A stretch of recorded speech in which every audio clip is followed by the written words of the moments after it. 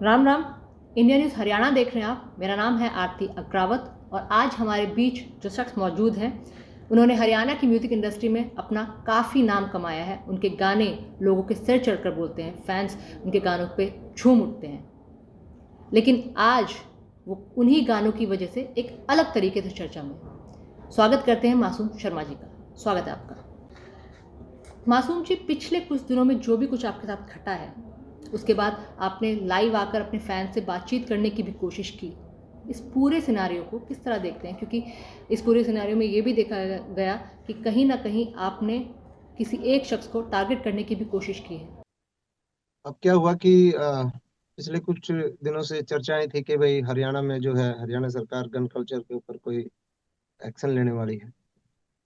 अ, जितने भी गाने बनते हैं जिनमें बदमाशी का जो मतलब जिक्र है, उस हिसाब से जितने भी बदमाशी के गाने हैं उनको डिलीट या मतलब ये नहीं था कि डिलीट करेगी। तो हमें ये था कि आगे इसके ऊपर कोई कार्रवाई होगी, आगे बढ़ना बंद हो जाएंगे। तो एकदम से एक कोई नोटिफिकेशन नहीं, कुछ कोई किसी प्रकार का कोई हमारे पास कोई लेटर नहीं आया और एकदम से कुछ गाने डिलीट डिलीट क्या बैन कर दिए गए, जो कि यूट्यूब पे हैं अभी भी, लेकिन इंडिया में बैन है कुछ लिंक। तो उनमें से 9 गाने जो हैं बैन किए गए। 9 गानों में से 6 गाने मेरे अकेले के थे और जो 3 गाने वो एक एक अलग अलग आर्टिस्ट और उनके थे। उनके अलावा हरियाणा में कम से कम ये लगा लो हजारों गाने हैं जो गन कल्चर के ऊपर हैं, और बहुत सारे आर्टिस्ट ऐसे हैं जो मेरे पैरेलल मतलब काम कर रहे हैं और अच्छा काम कर रहे हैं इंडस्ट्री में। तो उनके गाने डिलीट नहीं हुए, तो मुझे लगा कि मेरे को टारगेट किया गया है कि मेरे अकेले 6 गाने 9 गानों में से डिलीट किए हैं। और बहुत सारे आर्टिस्ट ऐसे हैं जिनका एक एक गाना भी डिलीट नहीं। तो तो मैंने लाइव आके मैंने बातचीत की, तो मुझे लगा कि इसमें किसी एक आदमी का हाथ हो सकता है कि वही, क्योंकि देखिए अमूमन ये होता है कि किसी भी बड़े राजनेता या बड़े किसी अधिकारी के पास इतना वक्त नहीं होता कि वो मतलब यूट्यूब पे जाके गाने देखे कि भाई किसी भी किस गाने में गन कल्चर है, किस गाने में क्या है, किस गाने में क्या नहीं। तो मुझे लगा कि जिस भी आदमी की उन्होंने जिम्मेवारी लगाई होगी, उन मतलब कहीं ना कहीं मुझे टारगेट किया गया उसके द्वारा। मेरा सवाल आपसे ये है कि बदमाशी वाले गाने, गन कल्चर वाले गाने पूरे हरियाणा पंजाब में बहुत सारे सिंगर्स बनाते हैं, लेकिन क्या सिर्फ आपके गाने डिलीट करवाकर सिर्फ एक मासूम शर्मा को टारगेट किया जा रहा है? क्या आपको ऐसा लगता है? बिल्कुल बिल्कुल मुझे ऐसा लगता है, क्योंकि इसी वजह से मेरे ख्याल से पूरी इंडस्ट्री मेरे साथ आई है इस मुद्दे पे। सभी लोग मेरे साथ खड़े हैं और कुछ लोगों ने तो कहा भी है कि भाई अगर हमारे मतलब गा, मेरे गाने भी बदमाशी के हैं तो मेरे गाने डिलीट ना किए और मासूम भाई के किए। तो कुछ लोगों ने बोला भी है लाइव आके, और बहुत सारे कलाकार मेरे साथ आए हैं इस मुद्दे पे। तो ऐसा किया गया है पक्षपात। ऐसे बहुत से स्टार रहे हैं जैसे प्रांजल दहिया, एल्विश यादव, जो आपके सपोर्ट में उतरे हैं। एल्विश यादव ने तो बाकायदा स्टोरी भी लगाई थी इंस्टाग्राम स्टोरी पे। उन्होंने ये कहा है कि अगर आपने मासूम शर्मा के गाने डिलीट किए, अगर आप एक मुहिम चलाना चाहते हैं बहुत अच्छी बात है, लेकिन एक ही इंसान के गाने डिलीट करना या फिर एक इंसान को टारगेट करना वो गलत है। तो काफ़ी जो कलाकारों की फेटर्निटी है वो भी आपके समर्थन में उतर कर आई है। इसको कैसे देखते हैं? हाँ, सभी मेरे समर्थन में इसीलिए आए हैं कि क्योंकि ये एक अकेली मेरी लड़ाई नहीं है, ये एक इंडस्ट्री के लिए ही वो है कि भाई हमारी हरियाणा की जो म्यूजिक इंडस्ट्री है इतने समय में इतनी ज्यादा डेवलप हुई है, और हरियाणवी म्यूजिक इंडस्ट्री ने एक डंका पूरे भारत में बजाया है अपना। और उसको फिर अकेले को टारगेट करके, और उसमें भी किसी पर्टिकुलर किसी आर्टिस्ट को टारगेट करके इस तरीके से अगर किया जा रहा है तो वो गलत है।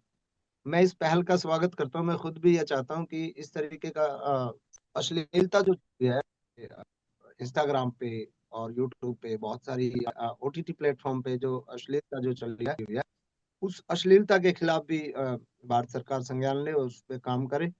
और मैं तो चाहता हूँ पूरे देश में ये चीजें बैन होगी, तभी मतलब बात बढ़ेगी। क्योंकि अगर हम एक हरियाणा में कर देंगे, हरियाणा के लोग पंजाबी गाने सुनते थे 15 साल पहले, तो अगर हरियाणा में बैन कर देंगे तो वो हरियाणा के कलाकारों का नुकसान है ना। अब पब्लिक जो आवाम को जो चीजें सुननी है वो तो सुनेगी, जो लोगों को सुननी है चीजें वो तो सुनेंगे, पंजाब की सुन लेंगे, भोजपुरी की सुन लेंगे, गंदी चीजें सुननी है तो भोजपुरी की सुन लेंगे, समझो। तो मैं ये चाहता हूँ कि पूरे देश में ये कानून आए, सिनेमा के ऊपर, ओटीटी प्लेटफॉर्म के ऊपर, जितने भी डिजिटली प्लेटफॉर्म है सबके ऊपर एक भारत सरकार में ये कानून आए कि भाई ये चीजें हम नहीं दिखा सकते, ये चीजें हम नहीं बोल सकते। तभी इसको मैं मानूंगा कि हाँ, एक मतलब समानता के साथ चीजें न्यायपूर्ण। जी बिल्कुल, मैं आपकी इस बात से सहमत हूँ कि भोजपुरी इंडस्ट्री के गाने बिल्कुल अश्लीलता के तौर पे देखे जाते हैं। यहाँ तक कि हरियाणा में भी कुछ गाने ऐसे हैं जो अश्लीलता बटोरने का काम करते हैं। लेकिन मैं खुद भी हरियाणा से हूँ। मैंने भी हरियाणा की म्यूज़िक इंडस्ट्री को एक छोटे से तबके से उठकर बड़े तबके पर आते हुए देखा है। आपने भी लंबा अरसा इस इंडस्ट्री के साथ बिताया है और आज देश ही नहीं विदेशों में भी हरियाणा के गाने बजते हैं। हरियाणा की म्यूज़िक इंडस्ट्री को एक बूम मिला है क्योंकि आपने भी इतना लंबा अरसा इसके साथ बिताया है। तो आप इस पूरे संघर्ष को किस तरह देखते हैं, पूरे सिनेरियो को किस तरह देखते हैं, क्या कुछ सीखा है आपने यहाँ से?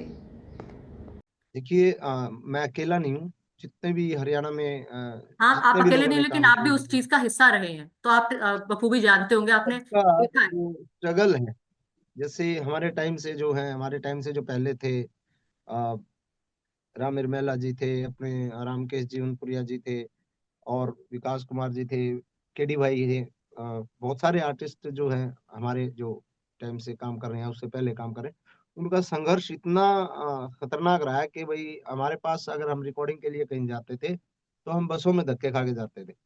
और बसों में भी कई बार ऐसा होता था कि बसों का किराया भी हमारे पास नहीं होता था। ऊपर छत पे बैठ के मैंने खुद सफर किया है बिना किराए के बसों में। तो उस संघर्ष से लेके आज इस मुकाम पे हमारी इंडस्ट्री खड़ी है कि हर कलाकार जो साधन संपन्न है, सबके पास अपनी गाड़ी घोड़े हैं, सब एक तरीके से मैनेज हुए हैं सारी चीजें, और इंडस्ट्री को पसंद किया गया है एक इंडस्ट्री का। अब हरियाणा हरियाणा में नहीं, मैं एमपी से पीएचडी कर रहा हूँ सेज यूनिवर्सिटी से, तो वहाँ पे टोटल हरियाणवी सुनते हैं। एमपी में भोपाल में देखा मैंने, टोटल उत्तराखंड पूरा हरियाणवी सुनता है, पश्चिम उत्तर प्रदेश पूरा हरियाणवी सुनता है। तो हरियाणा एक हरियाणा तक सीमित नहीं है, बिल्कुल हरियाणा तक समझ सीमित रहे है। हो। हम्म। हाँ, तो वो पूरे उत्तर भारत में एक उसका अपना एक वर्चस्व है, और आप उसको मैं कहना चाहता हूँ सरकार को कि उसके ऊपर आप अपना संज्ञान लें कि इससे अपने अ, जो आप बात करते हैं कि हम फिल्म पॉलिसी लेके आए हैं और हम सिनेमा को आगे बढ़ावा देना चाहते हैं, तो जब म्यूजिक इंडस्ट्री का ही आप अगर गला घोट दोगे तो आप सिनेमा को ज्यादा बड़ा नहीं बना सकते। अब सिनेमा तो साउथ का देखो ना, साउथ के सिनेमा में क्या मारकाट नहीं होती। हम्म। अब फिर चीजें बैन करो तो फिर सारी करो, पूरे देश में एक कानून लेके आओ। हाल फिलहाल में विधानसभा चुनाव हुए। विधानसभा चुनाव के दौरान आपको बीजेपी की लगातार कैंपेनिंग करते हुए भी देखा गया, जिसके लिए कहा जा रहा था कि आपने फ्री में कैंपेनिंग भी की है, चुनाव प्रचार किया। संघ से आप जुड़े हुए हैं, आपके भाई भी पार्टी से जुड़े हुए हैं। चलिए मैं नाम ले लेती हूँ। ये भी कहा जा रहा है कि आप जो जिस नाम को टारगेट कर रहे थे वो गजेंद्र फोगाट है। क्या गजेंद्र फोगाट ने आपसे किसी भी तरह की कोई पर्सनल राइवलरी निकालने की कोशिश की है, या फिर वजह कुछ और है? क्या आपको ऐसा लगता है? कुछ नहीं है मेरी तरफ से, कुछ नहीं है मेरी तरफ से। थोड़ा सा उनके साथ हुआ था जब हमारे इंडस्ट्री के बहुत ही उम्दा कलाकार भाई राजू पंजाबी जी का निधन हुआ। उस वक्त ये लगा लो मैं थोड़ा इमोशनल होके, क्योंकि उस वक्त ये गया नहीं तो इसने एक लेटर भेजा था, तो उस तरीके से, क्योंकि अपने हरियाणा में ऐसा नहीं होता हम्म। कि हम किसी की मौत के ऊपर हम एक पत्र जारी करें कि भाई मुझे संवेदना है इस चीज की। तो वो चीज मुझे इसकी गलत लगी थी, और उसको लेके मैंने उसको बोला था कि ये गलत है। अच्छा। तो उस टाइम से फिर इसने पता नहीं, वो उसी के दिमाग में। आपके दोस्त हैं अमित सैनी, जिनको आप काफ़ी करीब से जानते हैं, काफ़ी सालों से आपकी उनसे दोस्ती भी रही है। क्या इस पूरे सिनेरियो के दौरान अमित सैनी ने आपसे कोई बातचीत करने की कोशिश की? हाँ, मेरी बात हुई, इससे पहले भी हुई, इसके बाद भी बात हुई। अच्छा। आपके दोस्त हैं अमित सैनी, जिनको आप काफ़ी करीब से जानते हैं, काफ़ी सालों से आपकी उनसे दोस्ती भी रही है। क्या इस पूरे सिनेरियो के दौरान अमित सैनी ने आपसे कोई बातचीत करने की कोशिश की? नहीं, इस मामले पे मेरे को सपोर्ट नहीं किया उन्होंने। अच्छा। वैसे मेरा भाई है, छोटा भाई है, दोस्त है अच्छा, और इस मुद्दे पे हमारी बातचीत भी हुई है 2-3 बार फोन पे। हाँ। ऐसे बहुत सारे सिंगर्स हैं, जैसे अमित सैनी हैं, तमाम ऐसे सिंगर्स हैं, हरियाणा पंजाब के सिंगर्स हैं जो इस तरह के इस जॉनरा के गाने गाते हैं, लेकिन आपने इसके अलावा गन कल्चर वाले या बदमाशी वाले गानों के अलावा रागिनी और रोमांटिक ट्रैक तमाम ऐसे गाने गाए हैं। मतलब एक तरीके से कह सकते हैं कि आप सभी चीज़ों का मिश्रण है। मैंने बैठा बड़द कदे लात मार के ठाया नहीं कर दे, मैंने वो भी गाया है। मैंने कन्या भ्रूण हत्या के ऊपर एक बहुत बिल्कुल बहुत अच्छा गाना। बिल्कुल, सामाजिक मुद्दों को भी आपने उठाया है। क्या सरकार की तरफ से कभी आपको इस चीज़ को लेकर सराहना मिली? ये मेरी लाडो तेरे बिन सुनना है संसार, तो ऐसी ऐसी चीजें भी गाई हैं मैंने। तो उनके लिए कभी अप्रिशिएट तो नहीं किया सरकार ने कि भाई आओ और तुमने अच्छा काम किया है, हम तुम्हें तो वही होता है ना, ऐसा होता है कि जब हम कुछ बड़ा करते हैं, मान लो गन कल्चर करते हैं, कुछ भी करते हैं, तब तो हमारी आलोचना हो जाती है। कुछ अच्छा करते हैं तो कोई हमें बुला के मान सम्मान नहीं देता कि भाई तुमने अच्छा काम किया है किसी अच्छे स्टेज से। और कलाकार के पास सब चीजें हैं, सब साधन संपन्न है, सब कुछ नहीं होता है कि आप 2-4 हज़ार रुपए की शील्ड किसी आर्टिस्ट को प्रोत्साहन के रूप में दे देते हो तो लाखों में चलता है। कलाकारों का अच्छा चल रहा है काम धंधा, ऐसी बात नहीं है। बस एक मान सम्मान होता है कि सरकार कम से कम जो अच्छा काम कर रहे हैं उनको तो तो पिछले दिनों आपको काफ़ी फाइनेंशियली नुकसान भी झेलना पड़ा है, लेकिन उसके तुरंत बाद आपने एक गाना भी रिलीज़ कर दिया। मेरे जो 6 गाने डिलीट हुए उनमें से 3 गाने मेरे खुद के चैनल से थे, तूफान म्यूजिक से। और बड़े हम्म, गाने थे तीनों, एक खटोला जेल के भीतर, एक खटोला जेल के बाहर, और 60 मुकदमे, और दो दादा। बड़े गाने थे तीनों, तो बड़ा नुकसान हुआ है इससे मेरा। अगर मासूम शर्मा गाना नहीं गाएंगे, तो इसके अलावा क्या काम करेंगे? मैं तो करता ही रहता हूँ, रागनी भी किया मैंने, चलिया बालकपन का मेरी बड़ी हिट रागनी रही है। तो हम्म, मुझे कोई प्रॉब्लम नहीं है, मुझे कोई दिक्कत नहीं है। मैं समानता चाहता हूँ बस कि पूरे देश में बहन हो। और मैं ये भी नहीं कहता कि मेरे डिलीट हो गए अब आप किसी और सिंगर को टारगेट करो, मत करो, उससे भी कुछ नहीं होने वाला। अब मेरा नुकसान हो गया, उसका थोड़ी करना है। करो तो पूरे देश में एक्शन लो, नहीं तो फिर ठीक है, जो मेरा हो गया, कोई बात नहीं। उसके बाद वो मैं चाहता हूं, तो अगर ये चाहता हूं कि अगर कोई किसी चीज की आपने सफाई शुरू की है और उस कोई मिशन शुरू किया है, और मिशन वो पूरे देश के लिए एक सक्सेस मिशन हो, और मेरे से भाग्यशाली आदमी कौन होगा कि इस मिशन में सबसे पहला जो आहुति मेरी डली हो। तो मैं अपने आप को बहुत ही सौभाग्यशाली समझूंगा अगर ये अम, हरियाणा में और मेरे से शुरू हुआ है, और मेरे गानों से शुरू हुआ है, और ये पूरे देश में एक मिशन बन के आए। तो मैं इसके लिए बहुत। गन कल्चर के खिलाफ मुहिम को आप खुद सपोर्ट करें, आपका खुद का समर्थन मिल रहा है, आप पार्टी से जुड़े हुए, लगातार संघ से जुड़े हुए हैं, आपके भाई भी लगातार पार्टी से जुड़े हुए हैं। बस आपकी दिक्कत ये है कि अगर आपके गाने डिलीट किए जा रहे हैं तो इस मुहिम को सब पर लागू किया जाए, बाकियों के भी गाने डिलीट होने चाहिए। हरियाणा को टारगेट भी करना गलत है। आप पूरे देश में कानून लेके आओ, हाँ पूरे कानून के तहत आप चीजें बताओ, हम्म।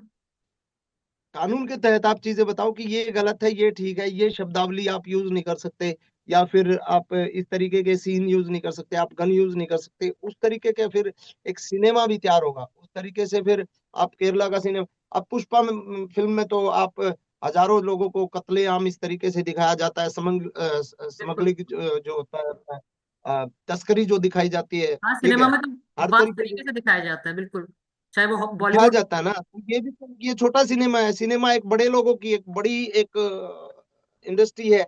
ये हमारे छोटे छोटे कलाकारों की एक छोटी सी इंडस्ट्री है। अब छोटी मछलियों को तो आप मार रहे हो, ठीक है, और बड़े जो मगरमच्छ हैं उनको आप छोड़ रहे हो, ये तो गलत है। लेकिन कुछ लोग सोशल मीडिया पर ये भी आरोप लगाते हैं कि आपकी जो इंस्टाग्राम स्टोरीज़ वगैरह होती हैं, जो भी आप सोशल मीडिया पर पोस्ट करते हैं, वो बाकायदा बंदूकों के साथ पोस्ट करते हैं। तो ऐसे में जो 15, 16, 17, 18, 19 साल के जो टीनेजर्स हैं, जो बच्चे हैं, उन पर काफ़ी गलत असर पड़ता है। हालांकि कई बार आपने ये कहा है कि वो आपकी सेफ्टी के लिए हैं, तो उनको क्यों ना साथ लेकर जाया जाए, लेकिन बावजूद इसके ये बातें सामने निकल कर आती हैं कि कहीं ना कहीं जो बच्चे हैं, जो युवा हैं, उन पर ये गलत असर डालती है। इसको किस तरह देखते हैं? सीधी सी बात है ना, अगर कोई सरकार अगर आप कोई भी वेपन रखते हो तो किस लिए होता है वो। हम्म।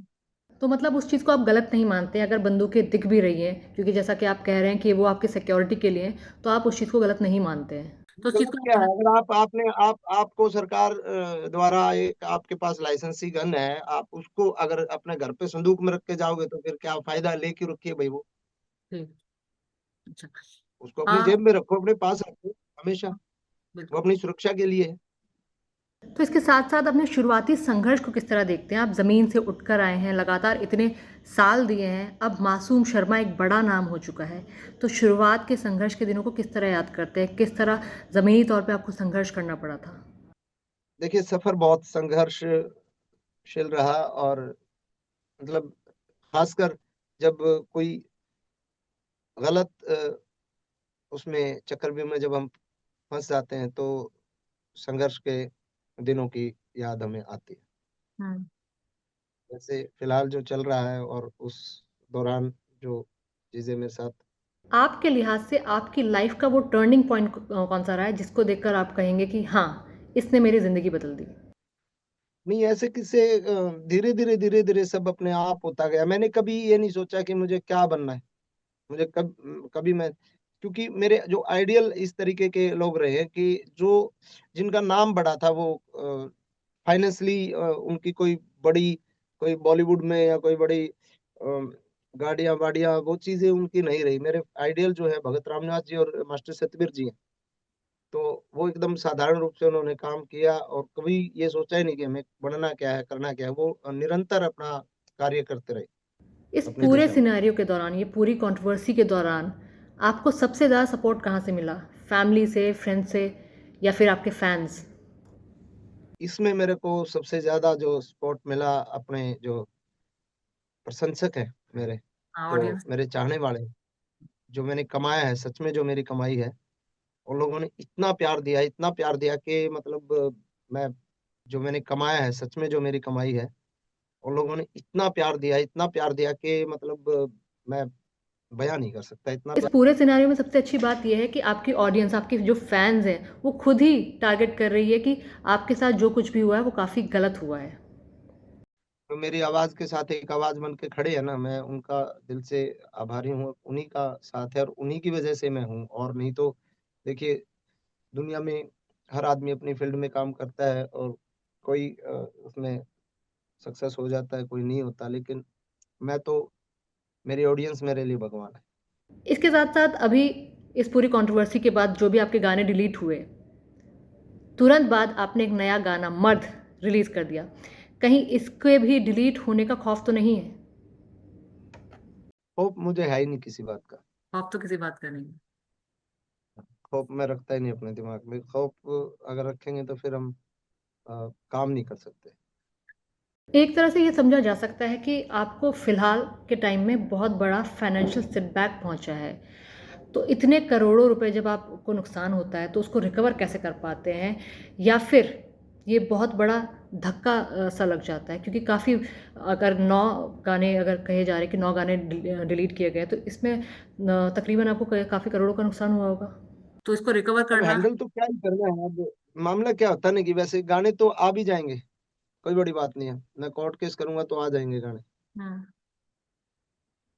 लेकिन मैं चाहता नहीं, मैं ये चाहता हूँ कि अब ये जो मिशन सरकार ने शुरू की कर ही दिया, तो अब इस मिशन को आगे बढ़ाओ।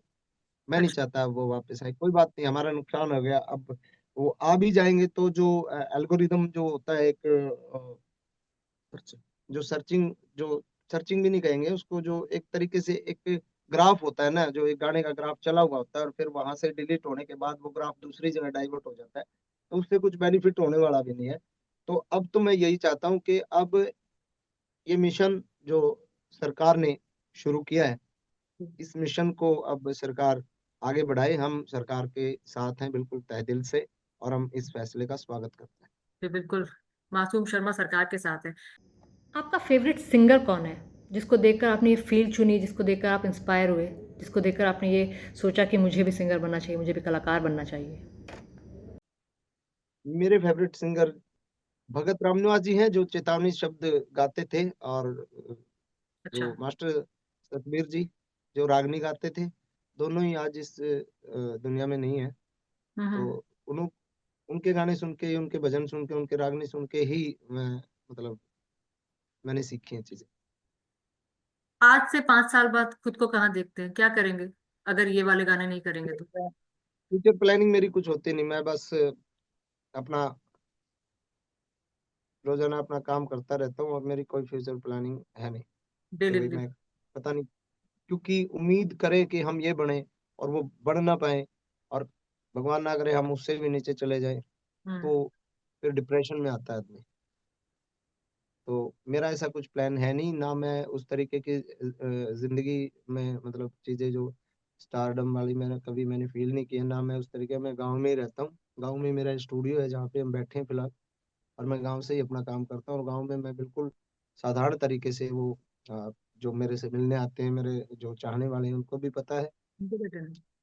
और मेरे गांव को भी पता है मैं किस तरीके से। आपके खुद के बेटे ने भी खटोला वाले गाने में वो गाना गाया है, उसको किस तरह देखते हैं? इसके साथ ही आपके आने वाले प्रोजेक्ट्स के बारे में बताइए, आपके आने वाले प्रोजेक्ट क्या है, क्योंकि आपके फैंस भी काफ़ी बेसब्री से इंतज़ार कर रहे हैं आपके आने वाले रिलीजेस के बारे में जानने के लिए। वो तो बस वैसे उसकी मैं प्रैक्टिस करवाता हूँ थोड़ी थोड़ी, कोशिश कर रहा हूँ कि वो सीखे कुछ। तो वो वैसे मजाक मजाक में एक दिन वो गा रहा था, कि गा के सुना रहा था, फिर मैंने कहा चल स्टूडियो में चल, हम्म। वो स्टूडियो में रिकॉर्डिंग कर। तो उसने अच्छा। बहुत अच्छा गाया। ऐसे कई गाने हैं जैसे ताऊ हट जा ताऊ पाछे ने, मेरी गाल में एक पटोला तू, ये गाने हर शादी में बजते हैं। ऐसी कोई शादी नहीं है हरियाणा पंजाब में भी और यहाँ तक कि यूपी में भी जिनमें ये गाने नहीं बजते हों। ये गाने भी बनाए गए, इन गानों को किस तरह देखते हैं? हट जाता वो अपने बड़े भाई है, विकास कुमार जी ने गाया है, रामकेश जी ने लिखा है, सतीश सहगल जी का म्यूजिक था, बहुत ही शानदार गाना था। और उसके बाद मेरे भी गाने आए, कोठे चढ़ ललकारू, हमारे गाल में एक पटोला तू, जो मैंने गाए, और वो आज भी बजते हैं। तो वही है ना कि धीरे धीरे इंडस्ट्री चेंज हुई, धीरे धीरे चीजें हमने चेंज होते हुए देखा है इंडस्ट्री को, कि भाई कहाँ से हम कहाँ तक आए। अब उसी बात को लेके तो थोड़ा दुख है कि कहाँ से हमने शुरुआत की थी, कैसे हम पहले प्राइवेट ट्रैक हमारे पास नहीं होते थे, हम पुराने ट्रैकों पे ही काम करते थे। आज हम इतने बड़े लेवल पे इंडस्ट्री खड़ी हुई है, अब उसके ऊपर ये संकट आया है, तो इसी बात का दुख है। आगे आने वाले आपके कौन से प्रोजेक्ट्स हैं? भी आने वाले तो अभी आज ही एक गाना रिलीज हुआ है मेरा, डंडा देनिया, एक गाना है, वो आज ही रिलीज हुआ है। उसका ऑडियो मुकेश भाई ने लिखा है, मुकेश जाजी ने, और मैंने उसको गाया है। तो ऐसे प्रोजेक्ट तो आते ही रहते हैं। मेन बड़ी जो है, मेरी 2 फिल्में आ रही हैं, तो उनमें से एक तो 100% शूट हो चुकी है, एक 95% शूट हो चुकी है। उसका एक म्यूजिक ट्रैक हमारा बजता है रोमांटिक, तो वो हो चुका है। हम्म। अभी तो उसका आपके पोस्ट का फैंस भी काम होगा। काफी बेसब्री से इंतजार कर रहे हैं कि मासूम शर्मा के और भी गाने आए। हाँ, गाने तो करते रहेंगे, गाने तो आते रहेंगे, गाने तो अब काम ही है, तो गाने ही करेंगे, और क्या करेंगे, हम्म। इसके अलावा तो कुछ कर नहीं सकते। तो मासूम जी, हम उम्मीद करते हैं कि आपकी ये जायंट फैन फॉलोइंग यूं ही बनी रहे और आपके आने वाले फ्यूचर के लिए बहुत बहुत शुभकामनाएं। All the best. धन्यवाद जी, शुक्रिया।